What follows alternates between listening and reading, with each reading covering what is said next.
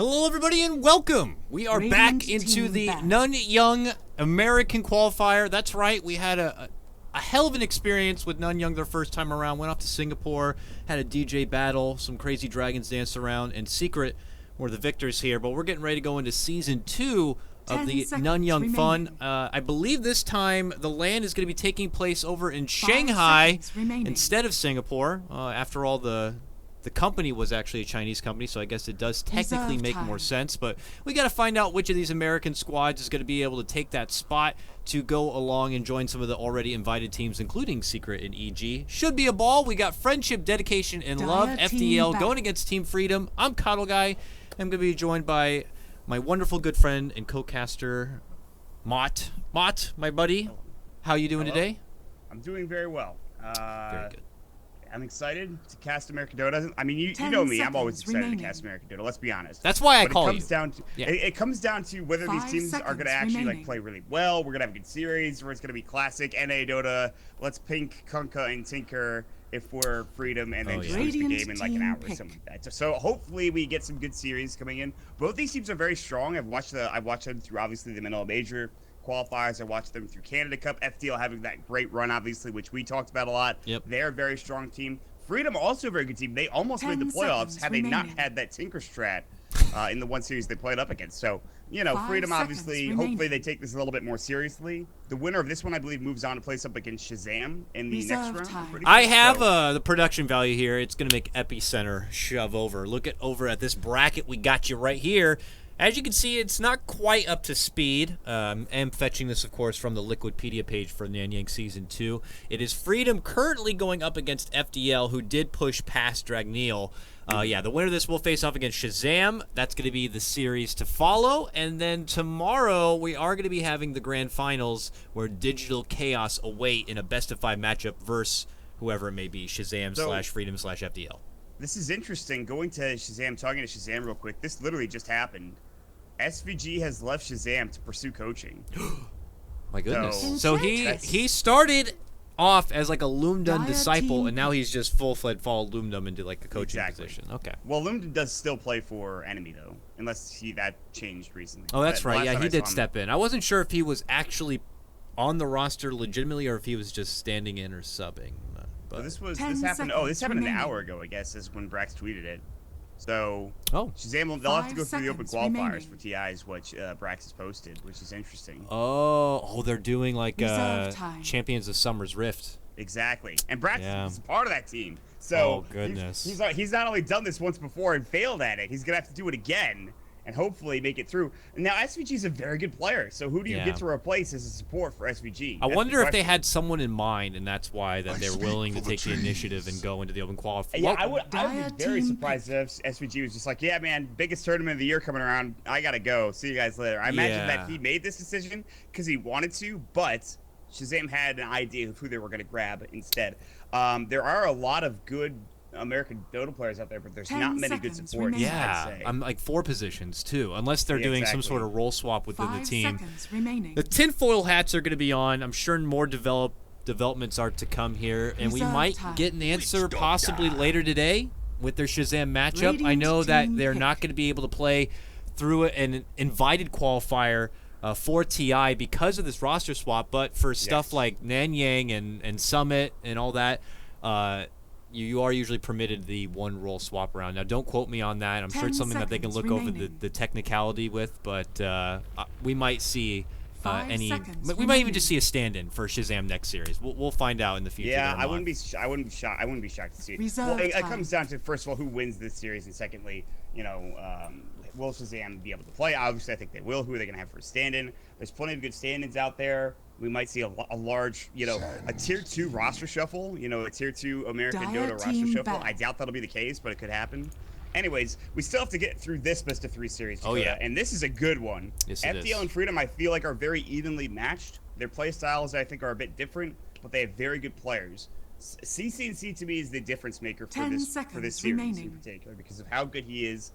He had a rough series against DC when they played up in the qualifiers. That was the last time I've seen him absolutely get destroyed. And Flea, or Francis Lee, as he is now called, I call him Flea because that was his name, although he's currently called Fran Gray. Yeah. So, Francis, my man.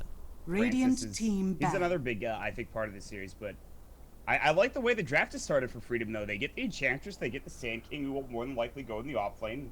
I think that's a hero that's been very strong, especially when Moo plays it up in the off lane or solo safe lane. I think he's pretty damn good in that role. But 10 seconds FDL remaining. the Witch Doctor and the Nature's Prophet, and we see Nature's Prophet can do a lot of work in the early stages of this game. So I'm excited to see how this progresses as we move forward through the draft. Yeah, I anticipate we're going to be seeing plenty of the Beastmaster banned out pretty much for all these games, all these series. It's quickly become the too hot to trot hero. I would suspect some sort of incoming possible balance patch. Definitely. Do you think there'd be a mini balance patch before Manila? Yes, I do. I think there will be a small balance patch. I don't think it'll be anything gigantic. I don't even think it'll be. It might even be like 6.87, like D or whatever letter we're on. Honestly, because they need to change something in regards to maybe Armlet, in regards to some of the other stronger heroes that are picked all the time. We don't have anything that's super strong that is like, okay, well, this needs to be taken out of the game. There's something like that right now. A change to Beastmaster, perhaps. A change to Furion, I think, would be okay. Change to Doom, maybe. Just a couple of small changes, maybe a couple of changes to items as well. But I do think we will see a balance patch one way or the other. Just a small one, though. I don't think it'll be anything huge. I'd be shocked if it's a huge balance patch before we start. Because Manila is, what? Less than a month away, I guess? So...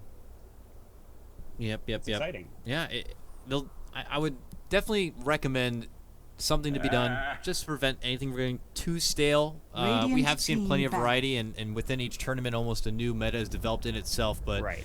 Nonetheless, we still can see the top 15 essentially here. But moving forward, second wave of bans, they get rid of the Invoker and the Storm Spirit actually being taken out from the side of FDL. And that's interesting. And Freedom, they get rid of the Slark, and then look at this, they get rid of the Bounty Hunter. Something else that's been popping up from time to time, even as recent as the Grand Final for Epicenter. They're just like, okay, listen, we don't want any roaming invis heroes at all in this game, so make sure you take those out immediately for Freedom. Yeah, and that's kind of cool too that Ricky's being picked.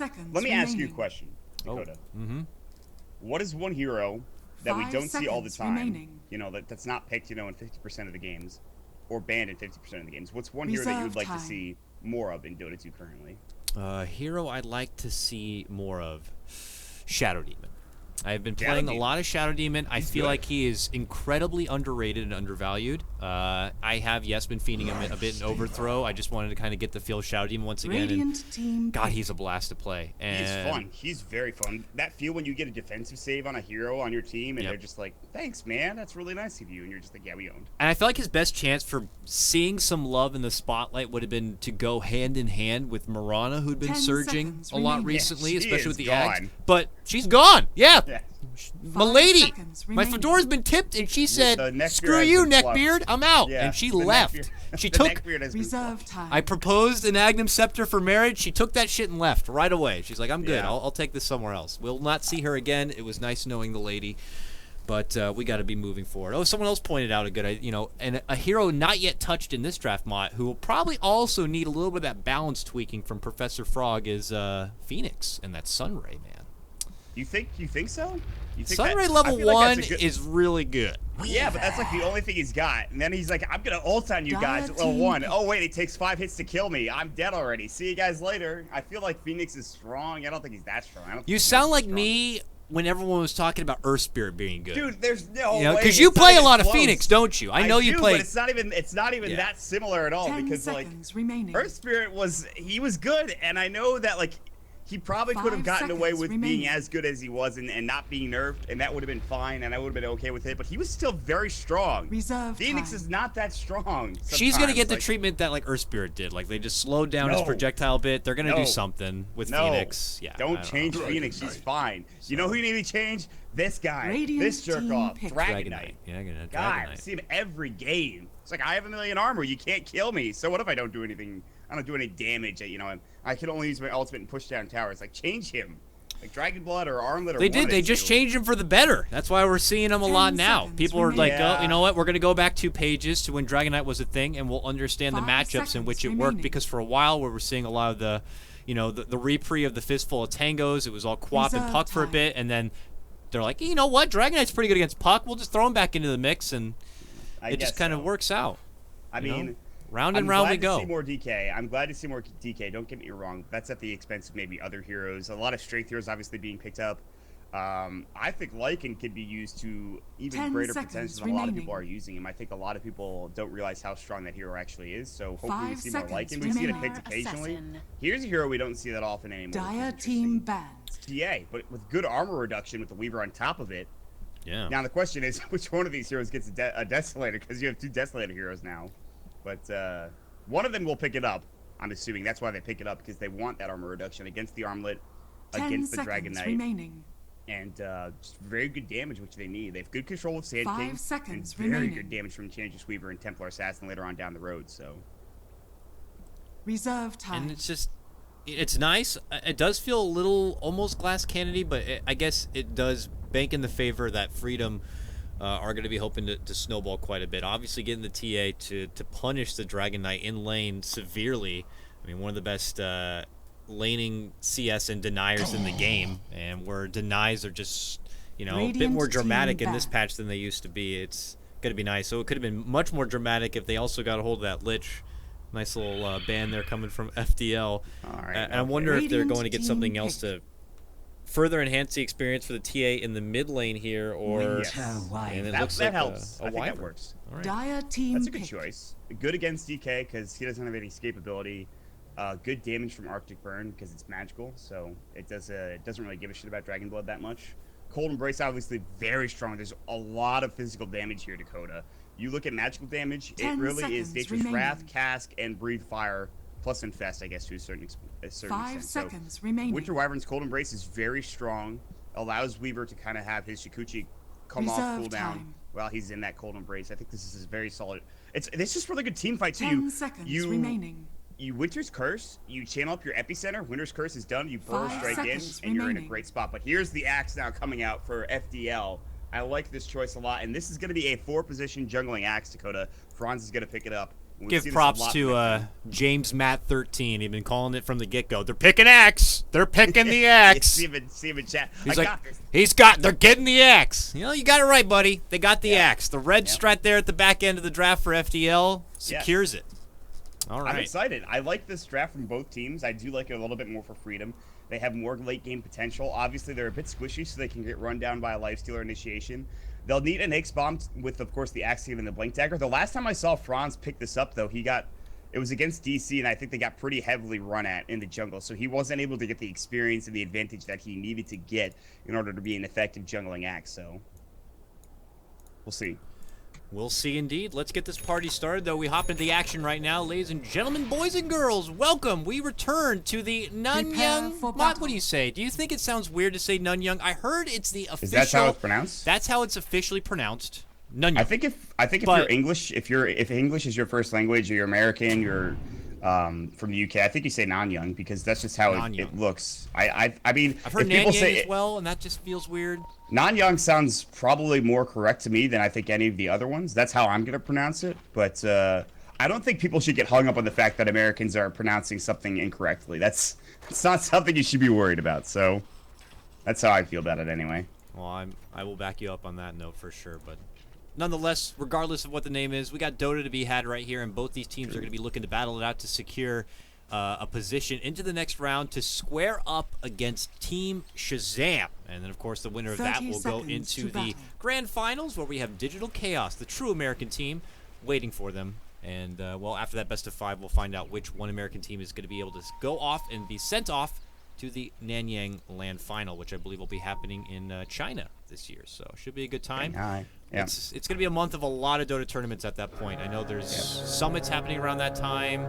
I think, what is it, like a Star Ladder was just announced around that time as well. Yeah. It's going to be crazy, man. Begins. It is going to be nuts. Always a lot of Dota to be had, but excited to see how this turns out. So because there isn't a ticket, it looks like, or the game at least is not ticketed currently, names aren't actually what they correspond to in with the actual team names. So Beast is going to be on the Lifestealer top lane, I believe, for FDL, and it's going to leave. I think this is Stan King, obviously, playing the Witch Doctor. Mid lane is going to be CCC, obviously, on the DK. Franz, the 4-position Axe, and that leaves MJW on the Nature's Prophet. As far as Freedom is going to be concerned, I'm not even going to attempt that, because I know it's these, the name tag situation still. Let Derp Arena That's Francis Lee, I know Francis, for obviously, sure. yeah, going to be playing your Weaver up here as he begins to poke a bit at Stan.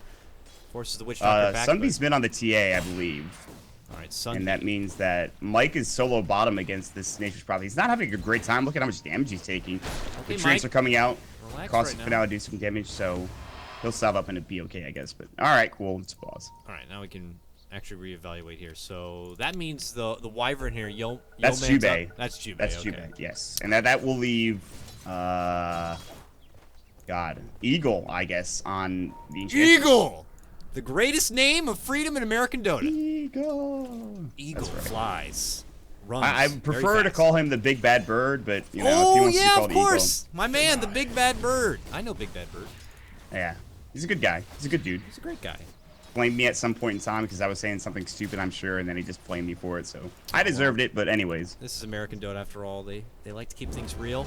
He's level 1, and he just enchanted the Centaur Courser. Well, now you can flame him. That had to be a mistake. That's a mistake, right? Get in there, What? Centaur Corpse. Get in there. This Get him with the stun. This 350 total HP is running at the Life Stealer. I can't believe that just happened. There's no way that, I Who's mean, I guess flaming if he who wants, now, Mott? if he wants, I'm not flaming it, but if he wants the magic resistance, but it's already dead. well. Maybe he was planning on using the other Centaur to, like, actually get experience from it by killing it. I don't know, dude. Things not going any better bottom lane for Sir Mike here. He keeps getting hit quite a bit from that battle hunger now. And it's Are they gonna get the courier? Look at this. Look at Jubei. Jubei creeping in. Arctic Bird. Here he goes. One He more. goes to the Flight Winter's Curse. That Yeah. courier is down. Killed. Good Nicely grab. done by Jubei. Very solid stuff. That is unfortunate now for Mr. CC&C. He'll have to use the remaining piddles of his bottle. He will have a bounty rune, though, Dire's to pick middle up tower and is refill it. under attack. Yeah, he had his bottle already, so it's not the worst thing in the world, but, I mean, you get a lot of gold going the way of the Radiant team now. Look how much it jumps up just with that courier kill. I mean, obviously it's very early in forward, net worth is nothing, but Yeah. it does help. Even helps Mike a lot. As he's getting dope bottom, Trance, he might go down. This might be your first blood. Oh, And he's Trance, fine. they're doing He's got some Burrow. damage. He's got Burrow on Yeah, lockdown he's- just in he'll be case. okay. Don't He'll want be to have alright. to use it, but he may have to. No. Oh, they tried to pin some He in. is trying to He escape as best as He's possible. gonna use it now. There he goes. Oh, they're Oh, but the keeping in battle on him. hunger! Oh, if it gets him, he's in trouble. He's in trouble. He goes Oh, in the good sandstorm, sandstorm. comes out of it. There's the spin. Still can't get him for the battle hunger, though. Mike is juking like a madman, and here comes MJW with the tree line again. Oh, Mike he's eats his way spotted. He's in through. trouble. He could Burrow, be he's got dead. Burrow. He'll have He's to got Burrow enough both mana and for get out. Burrow. Oh, he's Can he done. get out? He's done for sure. Battle Last hunger. right Boom! click. He's out. First blood, first strike goes to FDL in a really silly manner. IX Mike, he wants to hang in the lane, obviously. He's Radiant's down here at bottom the tower solo. is under attack. Can't afford to allow them to get so much, but, you know, at the same time, they will swarm and they will punish. No rotations are going to be able to come out. I mean, Jubei's here now, but obviously he was taking care of the courier business in the mid lane, and I guess just didn't have a TP to be able to be there to participate. Ooh, Stan King, Shikuchi on taking some Geminate attack damage. He'll pop the Voodoo Restoration. That was the most Benny Hill-esque fight slash, I don't know, gank, whatever you want to call it, that I've ever seen. Radiant's Yeah, bottom Mike tower definitely puts is on a under show. attack. And now he's looking to get a bit of In a run one way back or here. another. Yeah.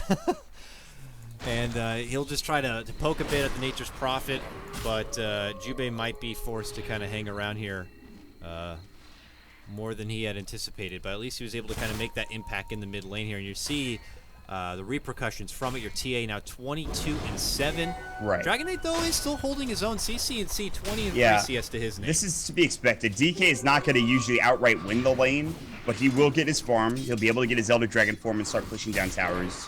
It's just how the hero works, honestly. And I think as long as Sunbee can continue to get farm, maybe get a gank off, or even stack up the Ancients, which he's done a very good job Radiant's of, bottom tower then that's is huge. But under they group of attack. wards, so they know this is happening. So contesting these Ancients is paramount for FDL. You need to make sure you contest these Ancients. Otherwise, you're giving a pretty much almost a free item to Sunbee at some point in time. So what can they do Radiant's to bottom contest it tower here? They has just fallen. pushed down the tier 1 bottom. Now this The might open up Axe- the options. The Axe can now roll his way.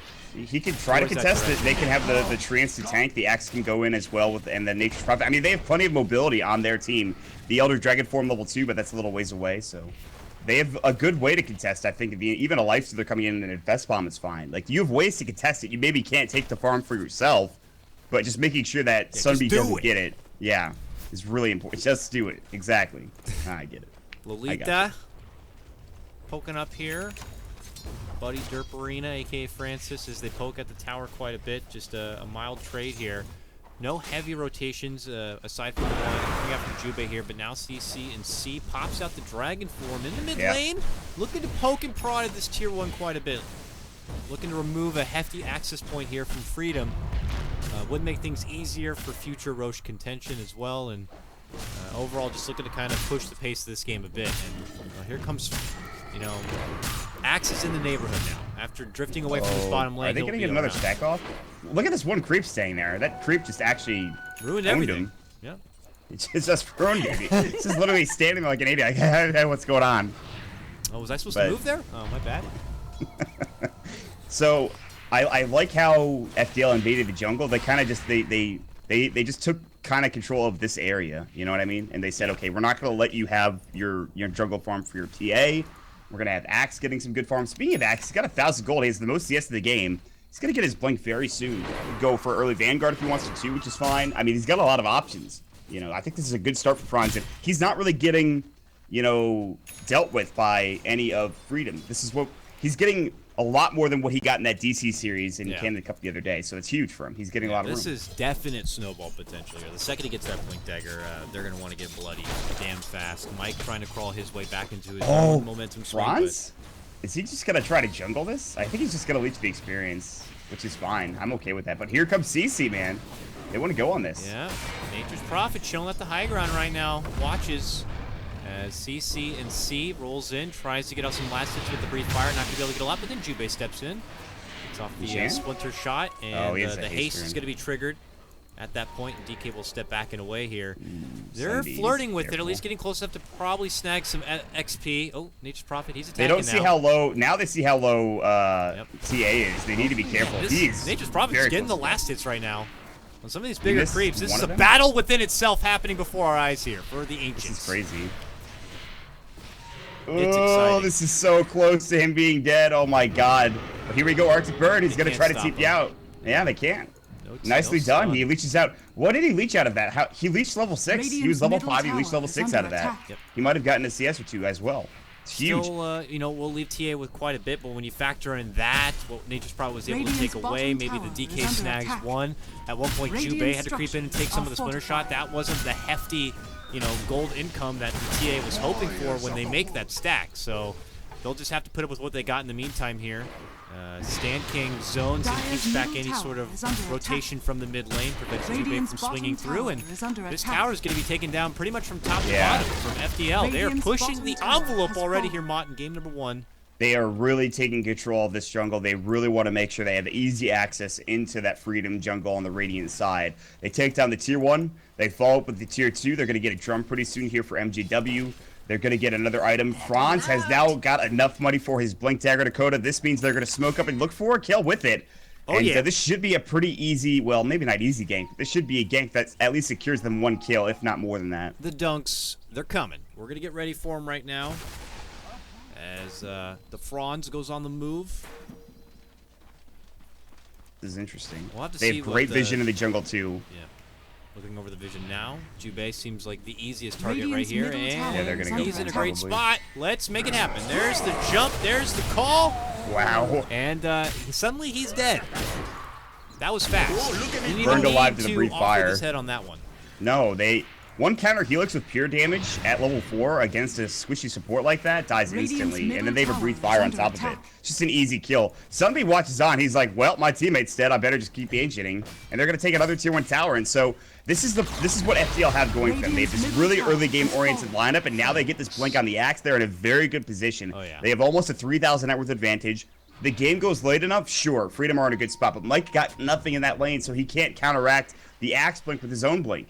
He has nothing. He's Arcanes, maybe even goes Aetherlands first at this point. Yeah, they need to just keep farming right now. They cannot square up in a fight, and they're just going to have to accept the fact that FDL is going to be taking some objectives from here on forward. But that probably was not the game plan for Freedom, not one bit, considering the commitment for the TA, for the Weaver, especially for the side of TA, probably hoping to kind of be able to be on the front foot now and starting to take some names. Has accumulated a decent amount of gold now.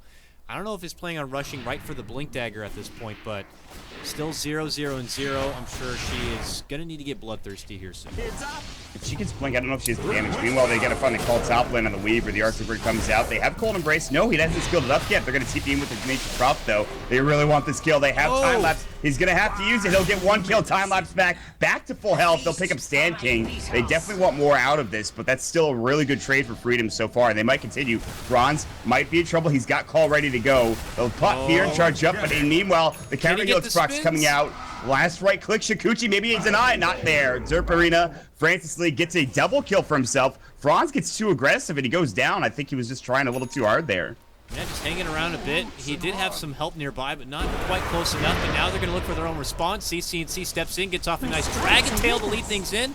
And then they're going to catch off the little lady with a Sprout now. Breathe Fire, still not enough, but they'll get it done in the end, even committing in a Coconut. Now, suddenly, Francis shows up. He wants to get his own cleanup and will succeed in taking down Stand King. Secures himself a nice little killing spree and will walk away with the final little hurrah at the end. Francis Lee or Flea actually just owned that entire fight. They don't even care they lost the Enchantress. He's getting good farm. He was up to, I think, 3K at one point or 2K or something like that. He's got a Blightstone out. He's got 1,400 gold. So Francis Lee, clearly the one building into the Desolator first, or at least he has the Blightstone. It did so much damage. That armor reduction of 2 just destroyed Stand King. They're in a good spot, honestly. I think this is okay for Freedom right now. They have the top 2 in net worth, and they're looking to continue to say, you can keep putting pressure on us, but we're going to find the ones, we're going to be the ones to find the initiation. We're going to be the ones to take you down. And they're doing okay, I feel like. Yeah, it's pretty obvious at this point FDL are doing a nice job coming together and pushing for the objectives, but the overall farm is looking pretty damn solid here on Freedom. Mild harassment here comes out from Sunby as he hits up CCNC a bit in passing, but nothing really comes out of it. Kill score does match up even, but the net worth not really as far forward as you would suspect a team like FDL after taking those 2 towers in the bottom lane, and where a team like Freedom has yet to even take a tower themselves. So this is just all looking pretty swell for Freedom at this point. Yeah, I mean, I think this is just, you just keep farming right now if you're Freedom. It's a very low kill score game, which I think benefits Freedom for now.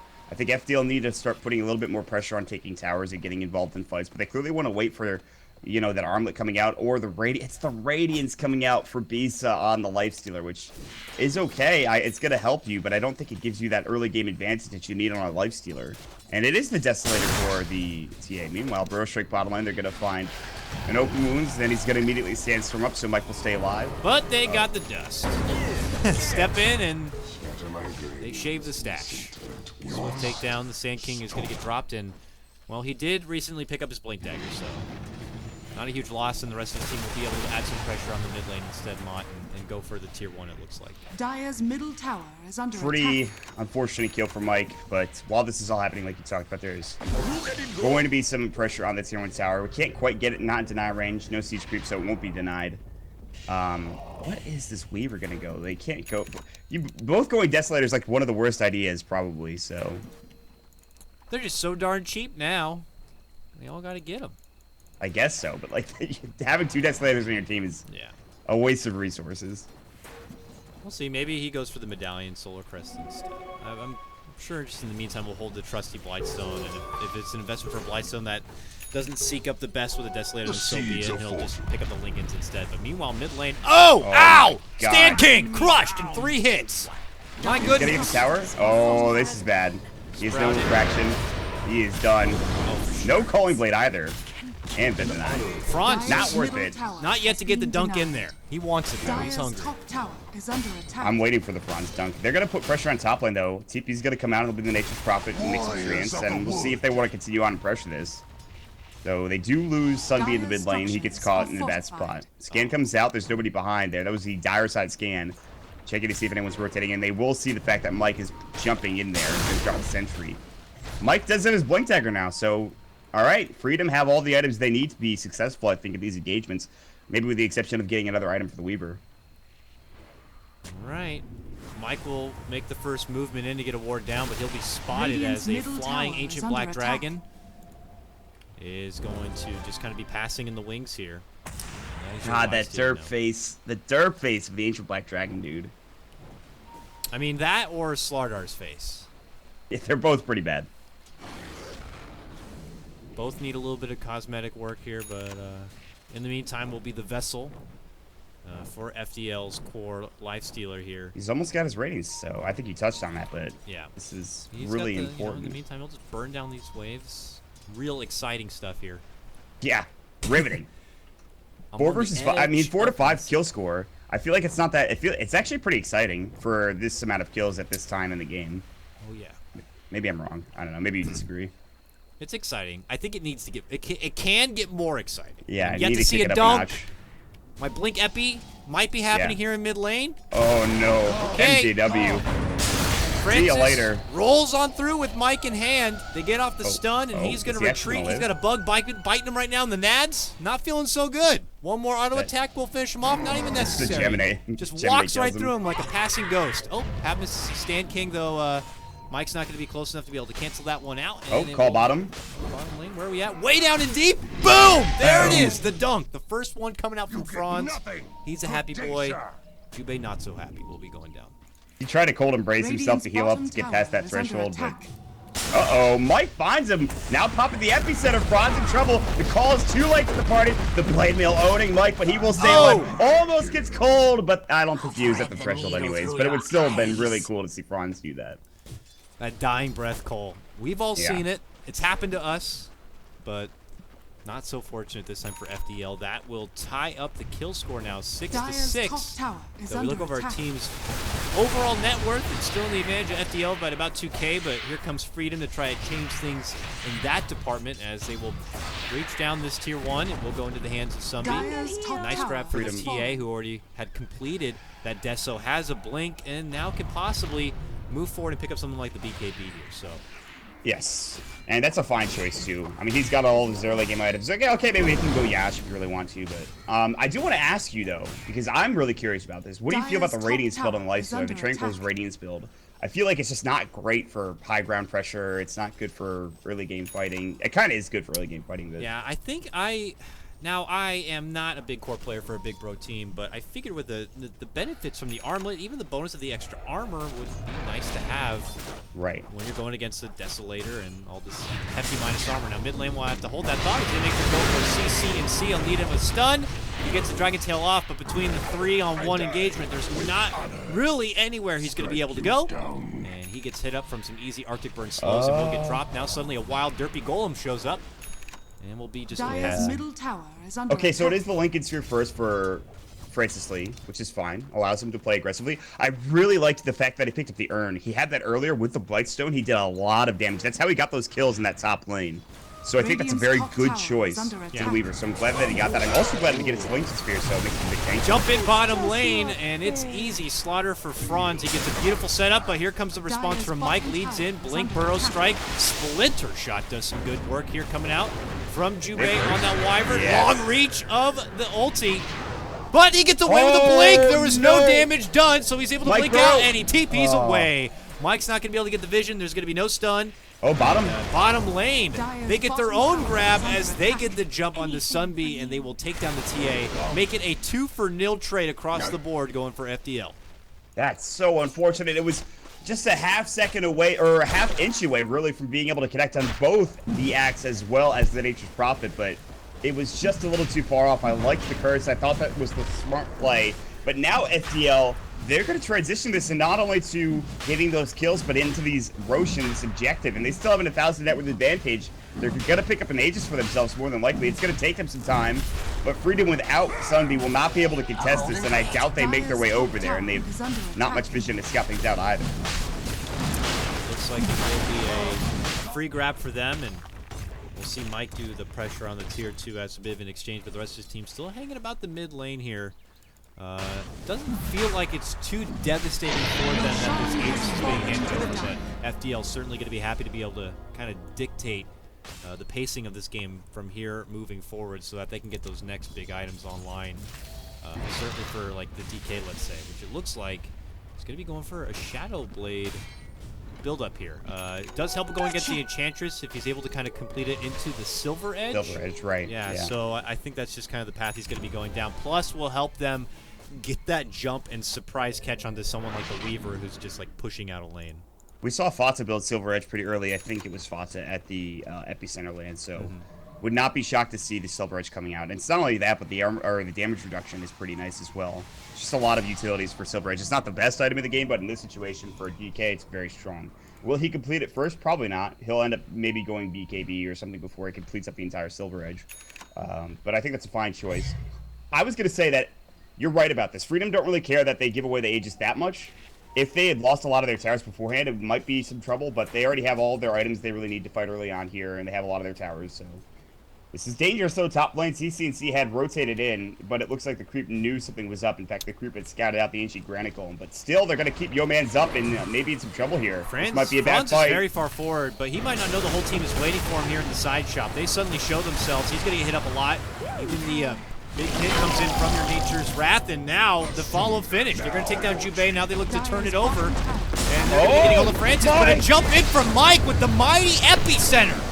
Right on top of their heads. Helps get the finish onto 2, and, well, they're going to be able to get Sumbi as their own response. 2 for 2 on the floor. Stand King sidesteps back, makes it away. Not going to be able to get the finish, and they turn onto the Enchantress instead. It does look like Mike's going to be able to get the catch, finishing off Stand King on that one. Enchantress on the run here. DK infested up. That should be They'll just go in passing, and that is going to be the fizzle of the fight. We end up being even again, Maut, 10-10 here, with a slight advantage going to Freedom, and that was an Aegis advantage team of FDL moving on in. That was a huge Epicenter because they were caught in a really bad spot, but everyone was able to rotate up, I think because there was a tier 1 tower there, and Mike hits off a great Epicenter. TA could have lived there had they killed the Stand King early on enough, because his Death Ward did a lot of the damage to the TA, which is very good at breaking down your refraction. That was the biggest problem. So Sudby kind of needs to... His positioning needs to be a bit better. He probably needs to get a BKB and be a bit tankier as well. But still a very good fight like you talked about for the Freedom squad, and it's going to put them back just about even in terms of net worth. You can't see it because the game's paused, but that's what it looks like anyway. Yep, we will have a bit of a pause in the moment, though, coming out from Mike, as it looks like the rest of Freedom are going to need a moment. We can take this moment to get everyone up to speed with what they're watching. If you're just tuning in right now, this is the Nanyang Championships here, the American qualifier. We'll take a look at the bracket right now. You can see where we currently stand. We're in the losers bracket round 3. Team Freedom now going against FDL. The winner of this squares up against Shazam. And I'll be casting that with Grant, who's currently hanging out with us right now. And the winner of that series will face off against Digital Chaos tomorrow in the grand finals of the Nanyang. Winner, of course, going to be going off to the LAN, which I believe will be happening in China. Should be a good time there. And we'll have to see which American team's going to do it. What was the American team that made it out for the last one? It's a good question. I'm going to look that up right now. I have Chaos as well. You're probably right. It was, let's see, American qualifiers. It was Cloud9. Oh, yeah, that's right. Cloud9. But they pulled out. They won, but they pulled out, and I think DC came instead. That's what happened. Probably. They had let to. me because I believe it was something with Ritz. You're right. You're right about that. You're absolutely right about that. Yeah. So in Digital Chaos, unfortunately, they did not do very well. They got knocked out first round of the playoffs lower bracket, so they're looking to maybe this DC squad. By the way, this new DC squad, very good, very different DC squad for sure, and they have actually already found a lot more success than the previous squad. If I had to say so myself, I would 100% absolutely agree with you. Yeah. But yeah, all right. Well, outside of that, we wait for the action to continue. Here is obviously FDL. Ripborn and ready to go. Lots of Dota though happening. I know we're doing this right now Beyond the Summit 2, but if you can't get enough Dota in your life, I believe happening right now over on Beyond the Summit 1, we currently have Summit qualifiers. Summer qualifiers are happening right now, and Star Ladder is also going on right now. So just about everything. Just about everything. Did Canada Cup already finish? No, we are taking a break because of Nanyang starting up. That is how much Dota is going on.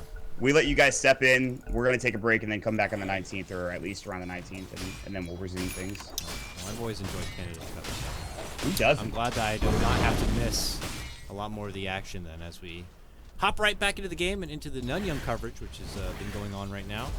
And Canada Cup's the home of things like we, okay? So oh yeah. Can't get enough of that crazy. Let me GG out and say we before I head on out of here. By the way, speaking of we, Atsun, the guy who did that, is now out of Infamous apparently. Oh, that's a shame. It is Big Tuna himself. The Big Tuna. What a great nickname. We'll see what's in store for the future of that South American squad. Unfortunately, no South American teams left for Nanyang. Just 3 full-fledged American squads, and especially DC. Yes. To go. And DC. By the way, did Nanyang allow Elite Wolves to compete in this tournament? Like the full Elite Wolves team with Ban and Smash? I don't know, to be honest with you. It only started coming back into the latter half of the Nanyang qualifier. Right, well. I don't think they played it. I'm not sure. Uproot and after Let's them. see. Top lane, look at this. Francis makes his move. Nature's Prophet will be heading out the same moment here, so no catch to be had at that point. And Freedom are now just kind of pushing the boundaries a bit here, crossing over the river and looking to put down some aggressive vision here to kind of stalk out the FDL woods and scout out how they're going to be moving about. And yeah, Franz is getting ready here. He's got the Infest on his back. CC and C. Sees Mike, but Mike is quick to blink away from trouble, and now this whole rotation is going to be spotted out. Francis should be able to make it away from trouble. They have the dust. They don't have a silence, though. And with that Lincoln, the Sprout's just going to be canceled out. He should have done it on the ground. Probably did not click on it and see the Lincoln was complete. Otherwise, yeah, as you said, you could just ground target. Oh, Franz, not going to get close enough to Jubei. They really want the Weaver. Oh, rounds up the second Sakuchi, goes through. There's the Infest call out, but there's not going to be a call. And we'll go back at bottom lane now. Mike has already made the rotation all the way to the bottom part of this map, but yeah, just more split push and pressure here coming out from Freedom, showing a bit more reserve.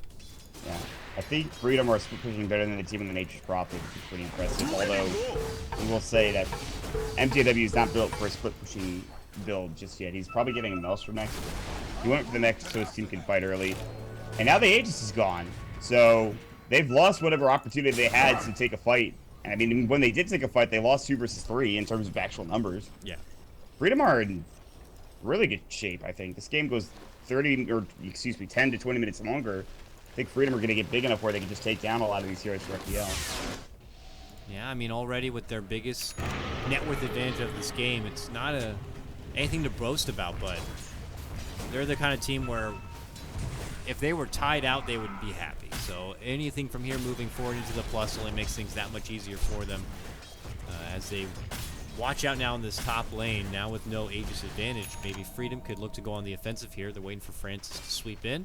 Between him and Jubei nearby, with the curse ready to go, they might be able to get a pick off here, but not going to be happening. It looks like instead Nature's Prophet is going to be trying to prevent the push by cutting the creeps here with the help of the Nature's Creeps, and just more elusive behavior coming out. FDL, especially without having the Aegis, just recognizes the fact that they're probably not going to be the more significant team in a team fight at the moment, so I don't know, maybe just looking to go for their own element of surprise in the meantime. Game might get pretty boring here pretty soon.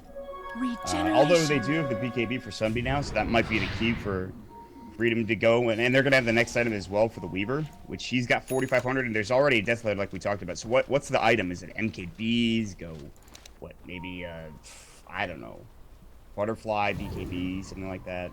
What are your options here? Yeah, I'm curious. Got a lot of money. He's freaking rich. Yeah. Trouble's coming. They don't have the ward this time to see it. And CC&C is going to be using the Shadow Blade here, but look at the sense coming out from Francis. He actually Sakuchis. He heads up north, but there's a chase. Dragon Tail. Maybe?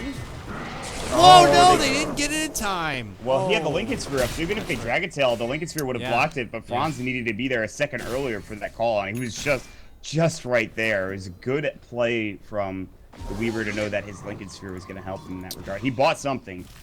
The MKB. Okay, that's right. That's what I thought it was going to be. That makes sense. Especially against ratings, too. Yeah. Oh, no. This TP's taking forever. Wow, he actually made it out. It's the longest TP. Don't TP like that again, G-Bay. I'm pretty sure you don't do that. Just go home instead, dude.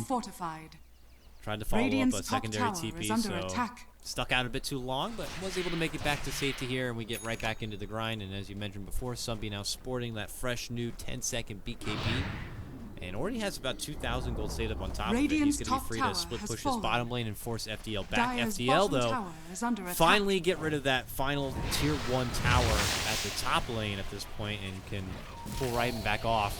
This Lifestealer is pretty far and away from his family here, so I think Francis recognizes that. Wanted to make the movement forward. Now that he has that MKB, can easily shred apart these big ancient creeps, and it looks like that's all he's going to be able to get out of it in the meantime. By the way, very early Roche respawns up in about 40 seconds or so, and that should be your next point of contention if you're Freedom. If you're Freedom and you have an Aegis, you feel a lot more comfortable pushing into these tier 2 towers than you would just doing so with the BKBs and such. And they're getting to that 4-core territory with the Enchantress now having her Dragonlance and Maelstrom, interestingly enough. Yeah, they're definitely taking the measures to go against the Nature's Prophet and his potential split push here. So this Maelstrom's going to be best at ridding the creep wave here. As you saw, Francis is going to be able to get the soul pick on the Stand King, but bottom lane, jump. Franz gets a lead in. Going for Mike with the call here. The spins come out. Mike tries to burrow away, but the axe will still get him. And it will end up being a 1-for-1 trade. Freedom continue to push down this mid lane now as the rotation will come through from FDL to kind of pull the aggro away from the tower. And looks like that will be the end of it here. But that cost them, you know, a dragon form. And CC will that's fine. Push that's the lane. I'm sure that's a fine kill. They can, yeah, they can continue. Unfortunately, bottom's not the lane to push because it would be pushing into a tier 3 tower. Yeah, this is really. They're getting spread so thin right now. The Lifestealer build, I don't think it's anything to do with it. The Lifestealer, it's not really his fault the game is going the way that it is. I just don't know where you go from here. Even with that kill on Mike, you have to get more pickoffs. They need to be able to kill Sunby. They need to be able to kill the Weaver, who... Weaver has yet to die this game, so good luck with that. This is so hard. They might be able to take Roche now, although Mike is back up. Yeah, they need extra lockdown here. I mean... You can already see the struggle they have when they just have to kind of figure out with popping the Lincolns too, and you know that's where they're gonna hope for like getting a good jump in here from Franz. He has smoke now, runs right into the Enchantress, gets off the call. Blade will reflect quite a bit of damage. Obviously not gonna get off too many right clicks himself, but boom! The Dragon Bomb will come out, and the Lifestealer will instantly slash apart the little lady, and now FDL will turn this into a Roche party. Freedom know that they're doing this. They walked over the rune spot, and there was a trap there. There was no trap in the pit, I don't believe, but I think Freedom are just going to go for a trade. Because again, they're not that concerned about an Aegis. Like exactly like it was last time. They weren't that concerned about fighting against an Aegis. So they're going to take the tier 2 tower. They'll try to put pressure on the tier 2 tower, because guess what? FDL are not doing this fast enough again, so they might get a couple of hits on this tier 3 tower top lane. They're not careful. Definitely taking them a while. Tier 2 is going to be going down, and I think, yeah, they have no reason to not keep this party moving forward. Roche still needs a few extra seconds here. Looks like it will finally get finished now. Franz looking for a setup with this Invis rune. Setup with the Lifestealer. There's a good lead in. They're looking to go for Francis here. Wow. Nice save from Juby, but it's not going to be enough. They try to force him out, but he's still going to get burned apart, and they're going to get the follow-up kill on the Juby. 2 kills for FDL plus the Roshan Aegis here. Maybe just what the doctor ordered for their team. You know, I thought ratings wasn't going to be super useful, but it actually got them that kill on that fight. It was just not tanky enough to deal with the magic damage coming out from the ratings burn, the Lifestealers infest out. So that was really good engagement coming out from FDL. They thought, okay, well, they think we're Roshing. They can get away with pushing top. But we're going to come out and we're going to have an infest bomb. And that's a dead Weaver for 40 seconds. It's going to give them at least a tier 2 tower. Probably tier 3. Meanwhile, they do lose their courier, as I think it was the TA getting it on the backside. Which was a full... A Reaver?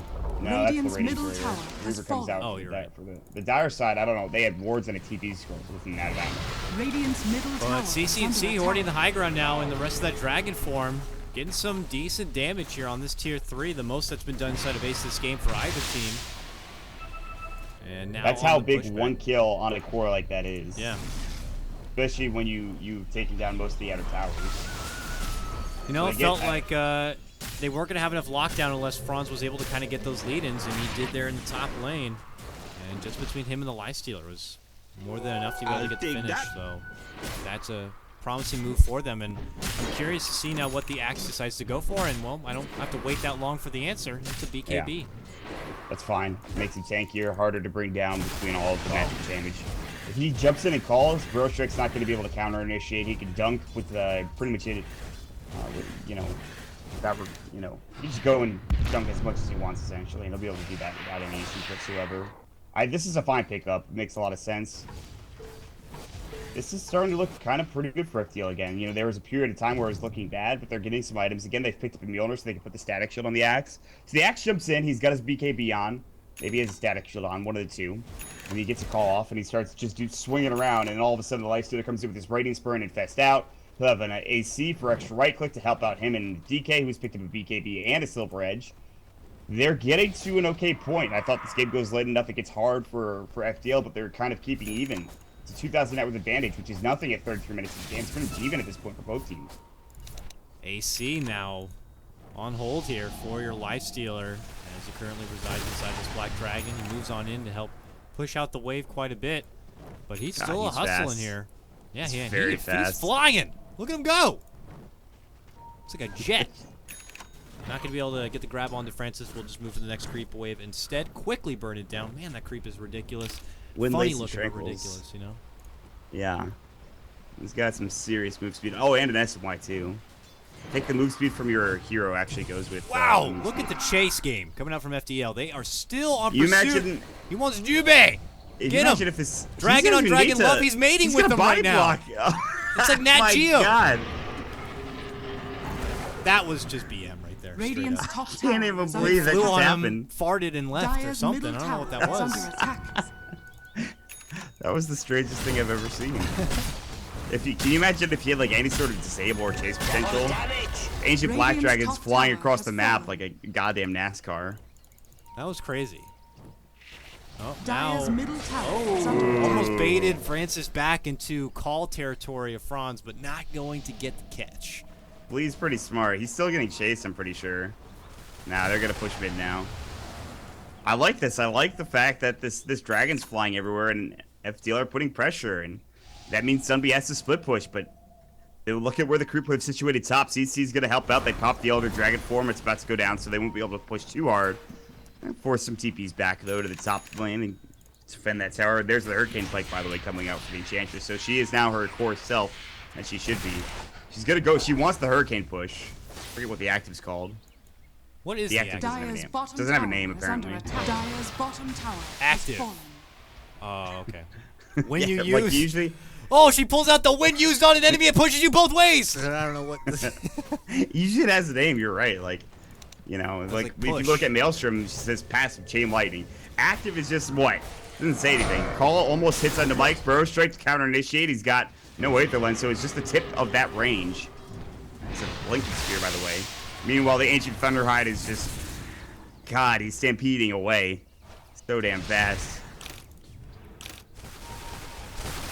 Just frustrating here for Freedom. But for Freedom, they have some respectable high ground game. You know, you got Mike on the Sand King on your team, so...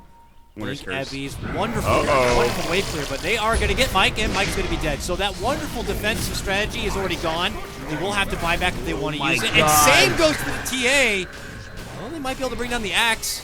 Oh, right. Nicely done. That was a nice little solo pick. And, you know, that is the power that actually is huge because he doesn't the have Wyvern buyback. ulti now. I mean... You can't really push now because look at what's happening bottom. He's going to push to the tier 3 tower. They can't go for a high ground push. Oh. Because Weaver's going to take this down too quickly, I think.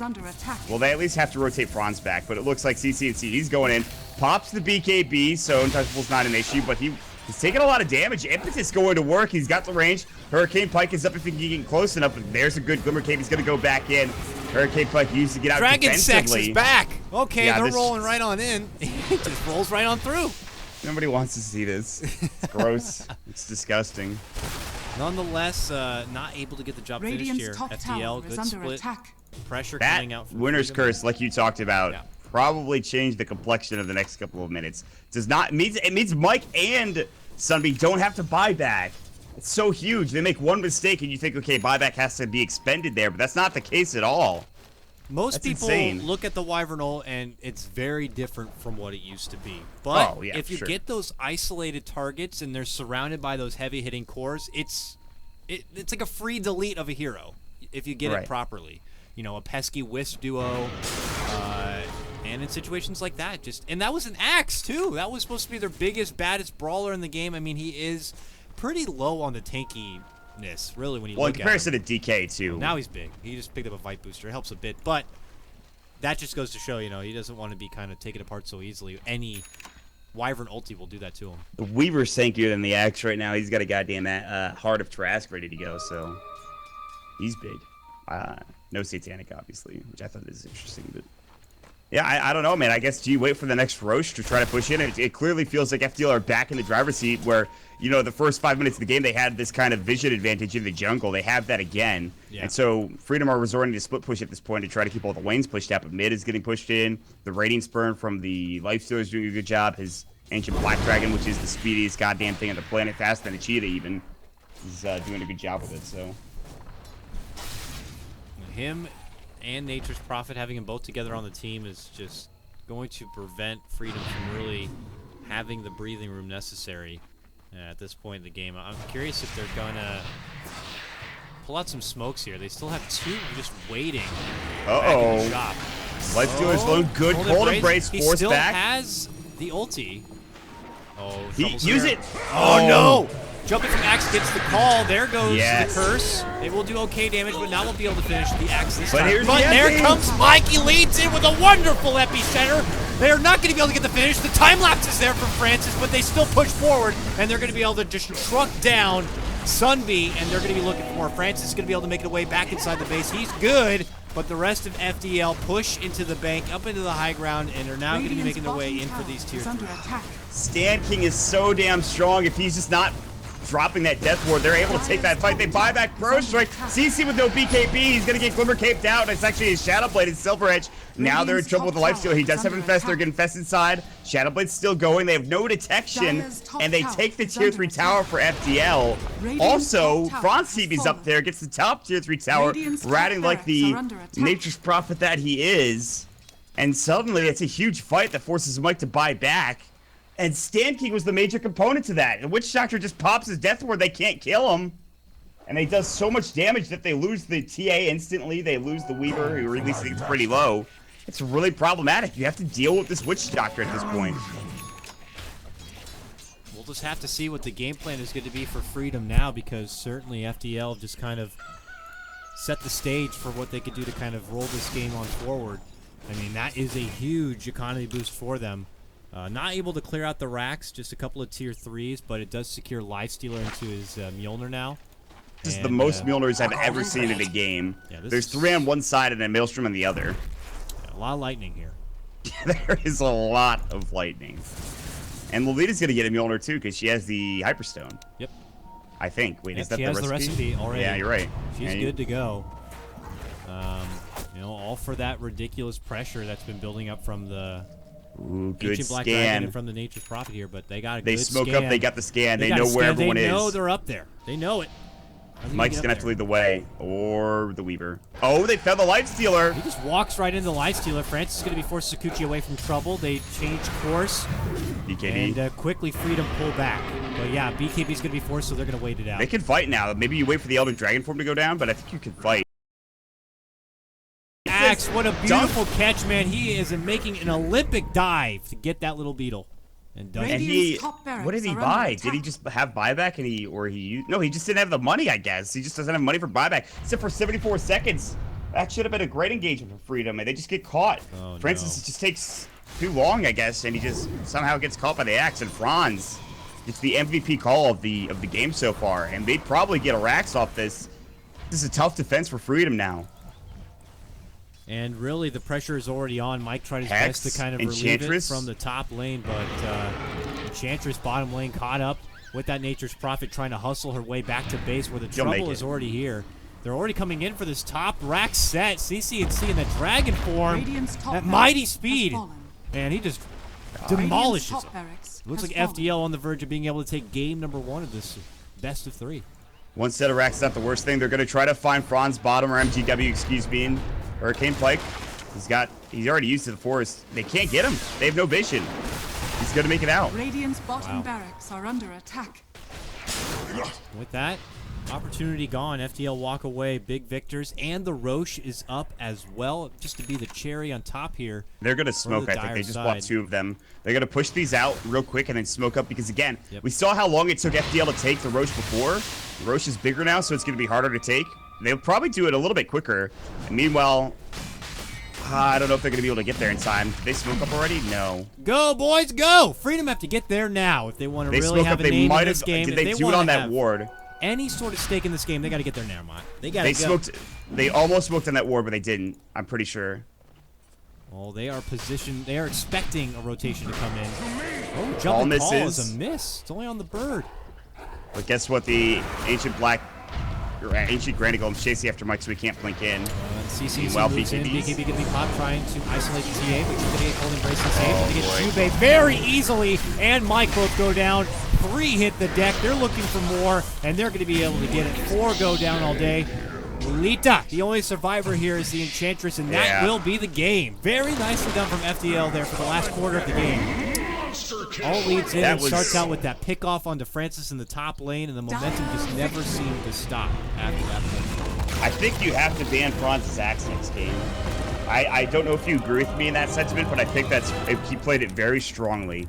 That's a tough game to witness if you're Freedom, because you had that game in your hand. You have good late game situation, but Sunbeam just got owned because he got called, and then he got Witch Doctor ultied, and his refraction was gone. You know, Weaver did as much as he possibly could, but he's a Weaver. You know, he doesn't have that much potential damage without the help. I mean, 1-6-5 for a TA who had a fantastic start with 564 GPM. It's not a great stat line for Sunbeam. So FDL, they have a great victory in this first game. It is a best of 3 series. I think you move forward if you're Freedom, and you ban out the axe, or at least you think about banning it out in the next series, or next game, excuse me. I would definitely agree with you on that. We'll see if that's going to be the case or not. We'll cut to a small break, and when we return, we're going to be hopping into game number 2 for the Nanyang American playoff matchup, Freedom versus FDL. FDL will have the 1-game advantage. I'm KotLGuy, that's Mott, and we'll see you soon for game 2.